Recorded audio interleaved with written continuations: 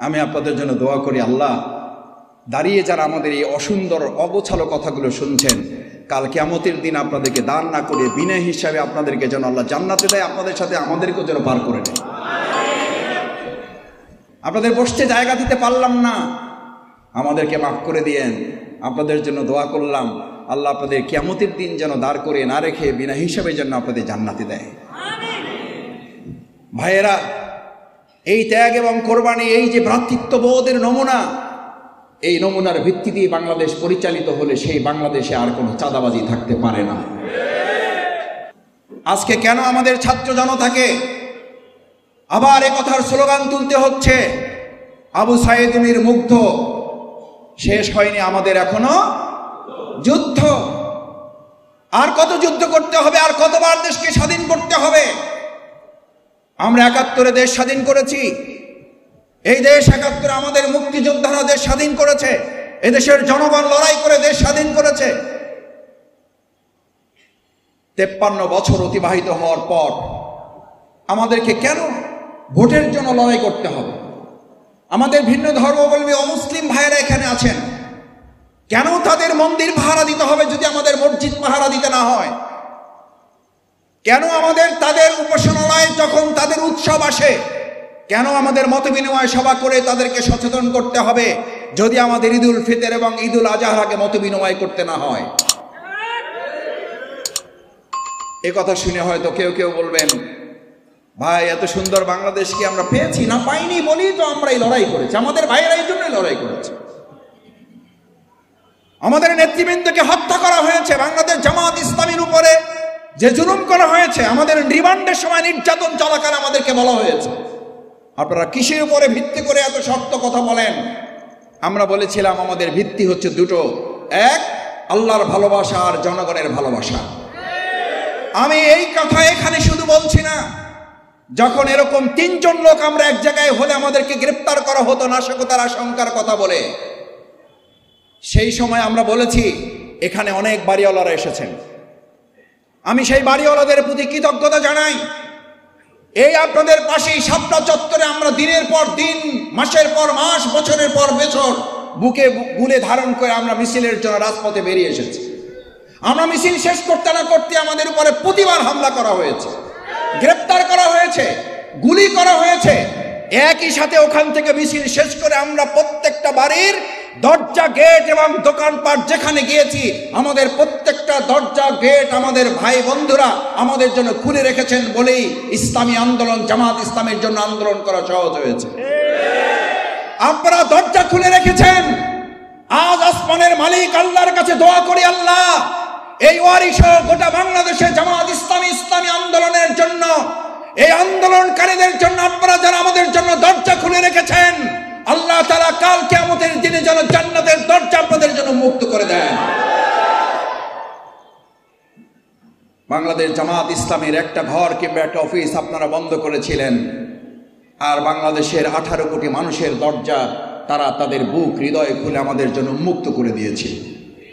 আমি এখন অবাক হই, আমার কাছে বলে অনেকে, মাসুদ ভাই এতদিন অমুকের দখলে ছিল, এখন অমুকে দখলে নিয়ে গেছে।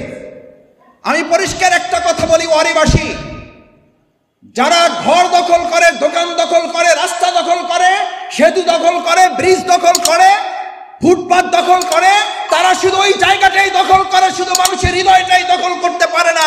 আমরা মানুষের হৃদয় দখল করে ইসলামের বিজয় সুনিশ্চিত করবো ইনশাআল্লাহ। তারা দখল করবে বাজার, তারা দখল করবে দোকান, তারা দখল করবে আমাদের হিন্দুদের উপাসনালয়, আমরা দখল করবে এই মানুষদের হৃদয়। আসল প্রতিযোগিতায় আমাদের হৃদয় দখল করা এই আন্দোলনের সাথে পৃথিবীর কোন শক্তি মোকাবেলা করতে পারবে না। কারণ বিগত 15 বছরের, 15.5 বছরের সরকারও এরকম দোকান পাট, বাড়ি ঘর দখল করে তারা শক্তি নির্মাণ করতে চেয়েছিল। শেষ পর্যন্ত তাদের একটা জেলের নৌকায় জায়গা হয় নাই। সমস্ত ব্যাংকগুলোকে নিজের পরিবারের সম্পদ যে লোকটা মনে করেছিল, সেই লোকটা একটা প্যান্ট পরারও সুযোগ পায় নাই। এসব কিছু দেখেও যদি আমরা শিক্ষা গ্রহণ না করি, তাহলে জাতির জন্য বড়ই দুর্ভাগ্য যে ইতিহাস এমন যে আমরা ইতিহাস থেকেই শিক্ষা গ্রহণ করি না। এটা জাতির জন্য কল্যাণকর নয়, দেশের মানুষের জন্য কল্যাণকর নয়। আজকে বাংলাদেশ জামাত ইসলামী এখানে প্রোগ্রাম করছেন, আপনারা এখানে এসেছেন, কেউ ভিতরে বসেছেন, কেউ বাইরে বসেছেন। আমি আপনাদের প্রতি আবার কৃতজ্ঞ জানাই সশ্রদ্ধ চিত্তে, যারা কষ্ট করে এখানে দাঁড়িয়ে আছে। একজন ভাইয়ের নড়াচড়া নেই, কেউ এসে বলছেন না এই তুমি ওঠো, কেউ এসে বলছেন না এই বড় ভাই আসছে ওঠো, কেউ এসে বলছেন না এই বাড়িওয়ালা আসছে ওঠো, কেউ এসে আপনি বলছেন না এই অমুকে আসছে ওঠো। আমার বক্তৃতা শুরুর আগ থেকে আমি 10 মিনিট এখানে যখন আসছি তখন থেকে দেখতেছিলাম যে আমার সাথে অন্তত 10 জন লোক তো এখানে ওঠাটা স্বাভাবিক ছিল। কে আসছে? আজকের অনুষ্ঠানের সম্মানিত প্রধান অতিথি, তার সাথে 20 জন লোক স্টেজে উঠবে না, তাহলে কিসের প্রধান অতিথি? আলহামদুলিল্লাহ, এই যে ভাইয়েরা দাঁড়িয়ে আছেন, আমি আপনাদের জন্য দোয়া করি, আল্লাহ দাঁড়িয়ে যারা আমাদের এই অসুন্দর অগোছালো কথাগুলো শুনছেন, কাল কিয়ামতের দিন আপনাদেরকে দান না করে বিনা হিসাবে আপনাদেরকে যেন আল্লাহ জান্নাতে দেয়, আপনাদের সাথে আমাদেরকেও যেন পার করে দেয়। আমি এই দোয়াটা শিখেছি দেলোয়ার হোসেন সাইদি রাহিমাহুল্লাহর কাছে। ওনার প্রোগ্রামে এরকম শত শত হাজার হাজার লক্ষ মানুষ দাঁড়িয়ে থাকতো, উনি ওনাদের জন্য দোয়াটা করতেন। আপনাদের বসতে জায়গা দিতে পারলাম না, আমাদেরকে মাফ করে দিয়েন, আপনাদের জন্য দোয়া করলাম, আল্লাহ আপনাদের কিয়ামতের দিন যেন দাঁড় করে না রেখে বিনা হিসাবে যেন আপনাদের জান্নাতে দেয়। ভাইয়েরা, এই ত্যাগ এবং কোরবানি, এই যে ভ্রাতৃত্ববোধের নমুনা, এই নমুনার ভিত্তিতে বাংলাদেশ পরিচালিত হলে সেই বাংলাদেশে আর কোনো চাঁদাবাজি থাকতে পারে না।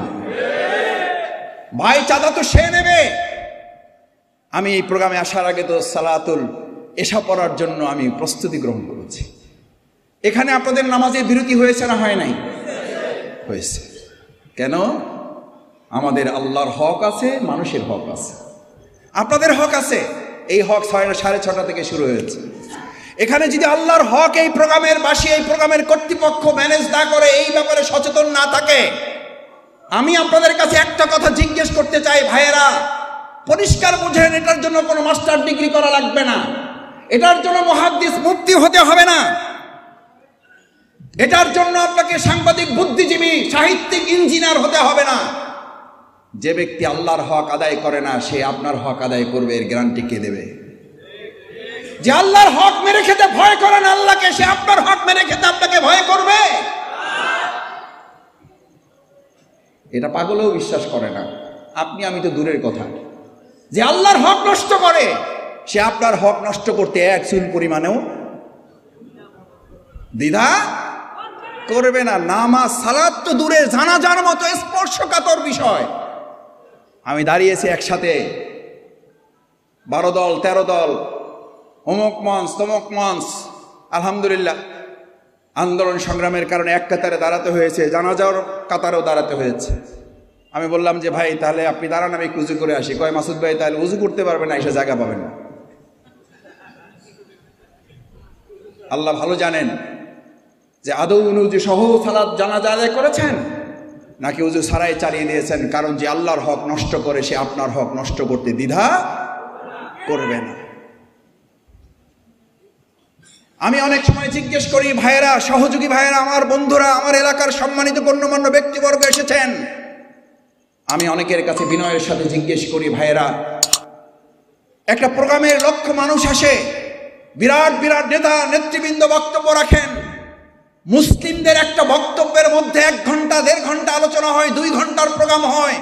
ওই 2 ঘন্টার প্রোগ্রামে যদি 2 সেকেন্ডের জন্য এক আল্লাহ রসুল দুনিয়ার পাশে পরকালের কথা যখন সেখানে উচ্চারিত না হয়, ওটা আসলে কোনো প্রোগ্রাম না, ওটা হচ্ছে মুসলিমদের সাথে প্রতারণা করার শামিল। কারণ যে আপনাকে পরকালের কথা স্বীকার করে না, পরকালের কথা শুনায় না, পরকালকে স্মরণ করায় না, ওই সকল দুনিয়াদারের সাথে কাল কিয়ামতের দিনে আপনাকে হাসর হবে, ওই গাঁজাখোরের সাথে হাসর হবে, ওই জেনাকারীর সাথে হাসর হবে, ওই ঘুষ